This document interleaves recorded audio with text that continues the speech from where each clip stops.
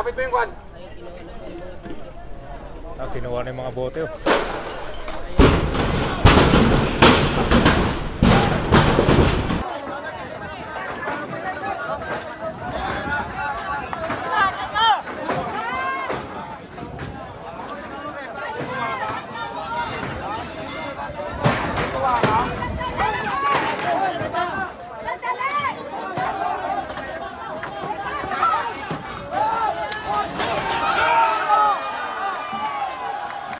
At ito na yung part 2 ng ongoing demolition dito sa Abad Santos, laban dito sa mga illegal structure. So yung part 1, inakyat ng mga SWAT ito para kunin yung mga bote. Ito mga bote kasi ginagamit ng mga residente pang tapon dito sa kalsada. At ito namang part 2, nasampulan itong demolition team. Kung saan paakyat siya, tapos meron namang residente ito, pinigilan at ayun, bumagsak yung demolition team. So tingnan natin ang kaganapan ngayon dito sa may part 2 ng demolition.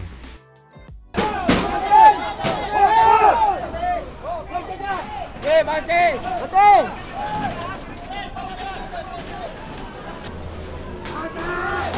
Bante! Lapit!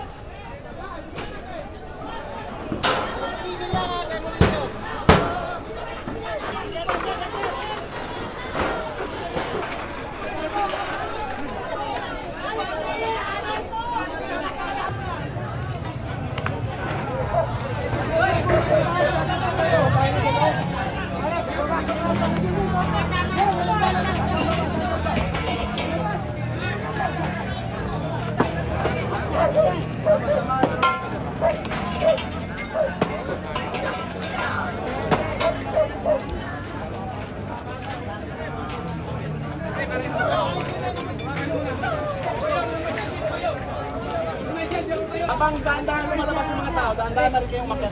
Bubong lang ha, walang kanyan sa mabangan, bubong lang.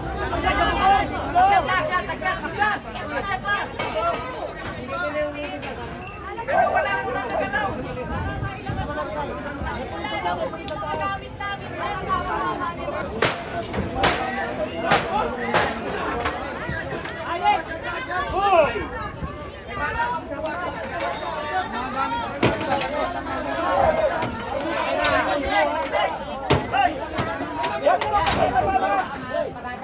Hayaan mo natin sila lumabas. Palabasin muna natin sila.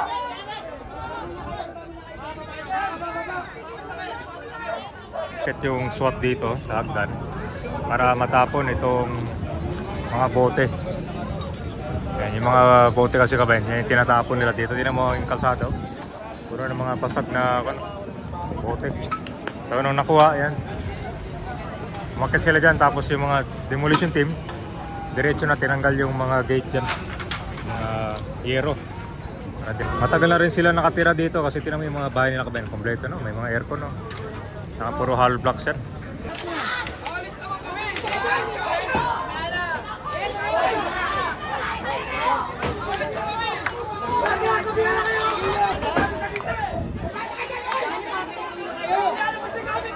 Ay, wag kayo nasutok dyan!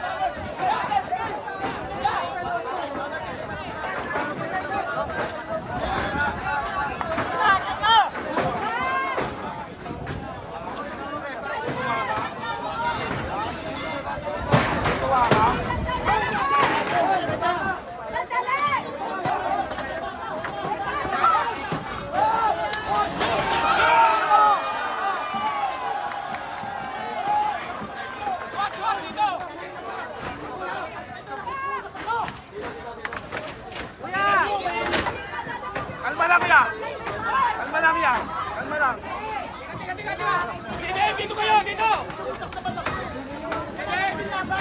Dito! Hoy! Pabakay dyan! Hoy! mga kabayan. Nakangiti niya kanina, basta akala niya pa siya gagawa sa atin. Yan, pasabihin sa tapo. Oy, oy!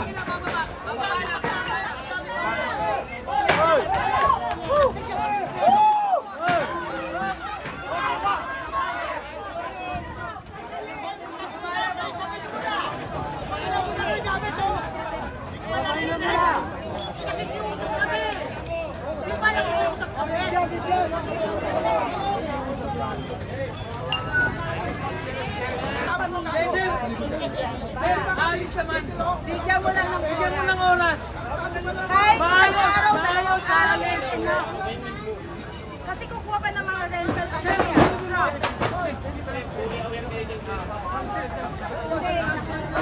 Hoy, bigyan nyo ng araw, hiling na silang umalis. Diba? Kung sa pamilya mo nangyari yan. Kaya, ikaw tao, Unawa bilang tao, sir. Sir, sipin mo, sir, anak mo, nag-aaral. Mas kayong konti. Diba? Bigyan nyo ng panahon. Sir, ang inaano ko lang po, panahon, bigyan ng panahon kalipat yung mga tao. Wala kang gagamitin yan. Kung pangyari sa pamilya niya yan, ano mararamdaman nyo? Ako hindi ako nakatira dito. Pero andito ang magulang ko. Ang iniisip ko yung mga nagtandaan na dito, isang iglap, aalis. Paano nila malilipat ang gamit nila? Kaya ba sila magbuhat? Tingnan yung kalagayan nyo doon. Iano nyo po kayo ang nandun sa buhay nila. Ha? Ano mararamdaman nyo? Ano ba kadali? O kaya hindi kayo makakaano sa akin, makadali? Ha? Kaya umalis kayo sheriff eh. Alam ko, kayo mga pulis, ginagawa nyo lang yung trabaho nyo. Naiintindihan namin kayo. Ano lang kayo, nakasupport lang kayo. Pero sana naman, tulungan nyo rin makaano yung tao dito. Tao lang. Sila, pakiusap, bigyan nyo sila ng panahon.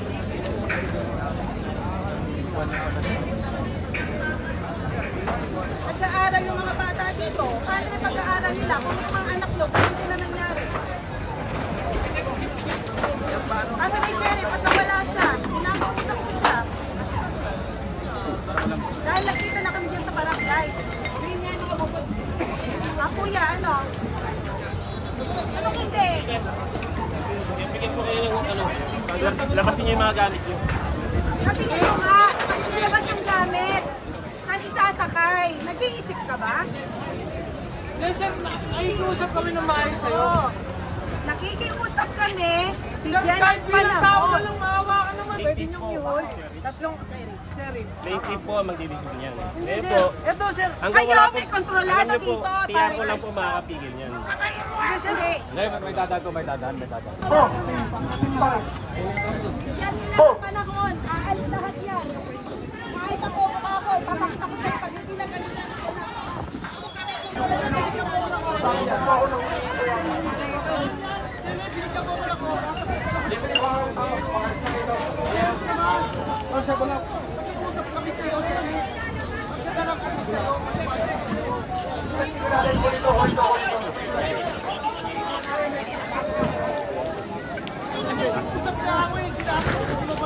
Pwede kang makiusap lang ng manakit. Ha?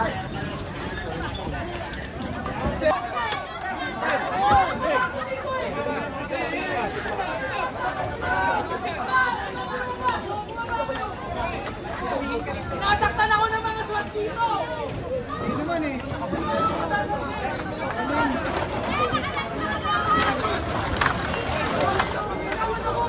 Gawad namin yan. So nandito na tayo ngayon at nilalabas yung mga gamit nila.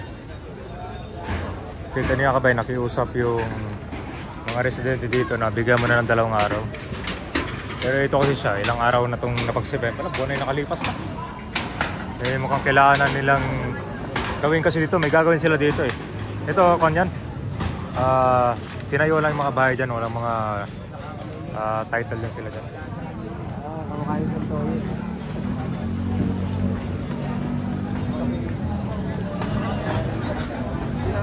Salamat Sir Marvin, nalilibot bote sa Una nilang bapaklasin tong mga bubong dyan. napakahirap no.